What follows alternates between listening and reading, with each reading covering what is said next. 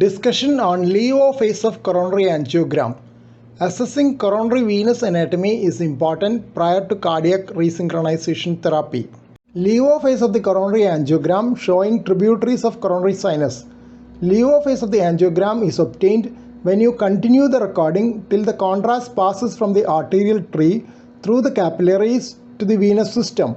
Alternatively, you may start recording a little late after the coronary injection to the approximate time for the LEO phase. Please subscribe to this channel for future updates. Click on the subscribe button. Press the bell icon after that for all updates. But in this situation, there is a chance of missing the initial part of the LEO phase. LEO phase angiogram gives an outline of the coronary sinus and its major tributaries. But it will not be enough for an excellent visualization of the venous anatomy for left ventricular lead placement for cardiac resynchronization therapy or CRT. While planning to locate a good vein for CRT, coronary sinus angiography is directly performed by retrograde cannulation of the coronary sinus ostium from the right atrium. Care is needed to avoid dissection of the coronary sinus or its tributaries, which are thin-walled structures compared to the coronary arteries.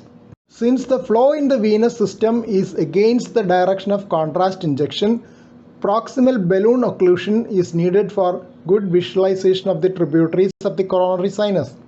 The tributaries seen here are the middle cardiac vein and the lateral marginal vein. Catheter tip of left Judkins catheter introduced via the transfemoral route is engaging the ostium of the left main coronary artery. Coronary angiogram LEO phase in another case showing the catheter engaged in the left main coronary artery. Artery is not visible as it is the LEO phase. After filling the coronary arteries, the contrast drains into the coronary venous system, finally opacifying the coronary sinus, which drains into the right atrium. The vein seen in the middle of the image is the middle cardiac vein, and that in the left cardiac border the posterolateral vein. A small inconspicuous vein seen behind the coronary sinus label is the small cardiac vein. Distal region of the coronary sinus is joined by the great cardiac vein. Another distal vein is the oblique vein of Marshall or oblique vein of left atrium. Hyperemic venous return angiography has been used to study the coronary venous anatomy. Here the LEO phase recordings are taken after inducing hyperemia with intracoronary nitroglycerin or adenosine. In a study of 200 patients, sufficient anatomic information needed for cardiac resynchronization therapy was obtained in 99.5% patients.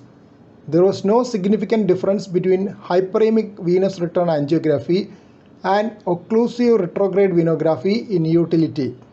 Visibility scores were slightly higher for coronary sinus and lateral vein of the left ventricle with occlusive retrograde venography. But middle cardiac vein and anterior interventricular vein could be visualized better using venous return angiography. There were no complications with venous return angiography. Dissection of great cardiac vein occurred in 3 patients with occlusive venous angiography, but this did not prevent electrode implantation.